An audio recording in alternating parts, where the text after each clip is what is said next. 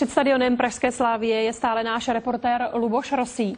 Zápas sice skončil před 22. hodinou, ale podle mých informací tam fanoušci ze Srbska stále ještě jsou. Luboši, je to pravda? Jsou srbští roudí pořád ještě na stadionu a je tam klid?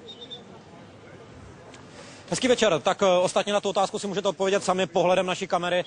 Právě za náma i teď v téhleté chvíli stojí srbští fanoušci, ale zároveň tady také stojí velké množství policistů.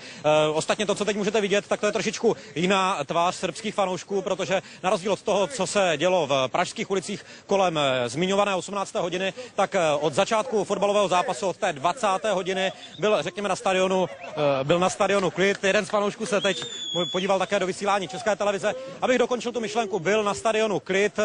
V téhleté chvíli je všechno připraveno k tomu, aby fanoušci opustili nejenom přímý přenos České televize, ale aby opustili také Prahu. Policie má samozřejmě přijatá opatření, která by měla zamezit jakýmkoliv dalším incidentům, ať už tady v prostoru stadionu, ať už v Praze, anebo při té cestě na hranice. O těch ještě předpokládám budeme hovořit. No, Luboši, máš tam veselo, zkusíme ještě jednu otázku. Kdy odjedou fanoušci ze země a jak je zajištěna bezpečnost při jejich přesunu na hranice? Včera rabovali při cestě sem benzinové pumpy na jihu Moravy.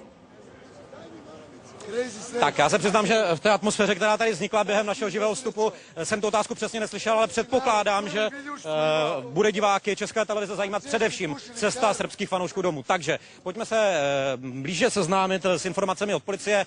Především to klíčové sdělení je to, že většina benzinových čerpacích stanic by měla být v době odjezdu fanoušků minimálně přes území České republiky zavřená. Z toho důvodu, aby fanoušci srbské Crvené zvezdy Belgrad nemohli případně opakovat to, co se jim v uvozovkách podařilo v těch včerejších večerních hodinách, případně také dnes, aby nedošlo k rabování, aby nedošlo k případnému žádnému útoku na pracovníky benzinových stanic nebo také k případným krádežím. Teď pravděpodobně nemáte možnost vidět, alespoň ne v té kvalitě, kterou jste viděli před malou chvíli, protože fanouškům se podařilo zhasnout naše světlo. Nicméně to poslední sdělení je, že nedošlo na stadionu už k žádným větším výdržnostem ani násilnostem. Ode mě všechno. Luboš Rosý, reportér České televize, velmi odvážný vstup. Děkuji za informace i za odvahu.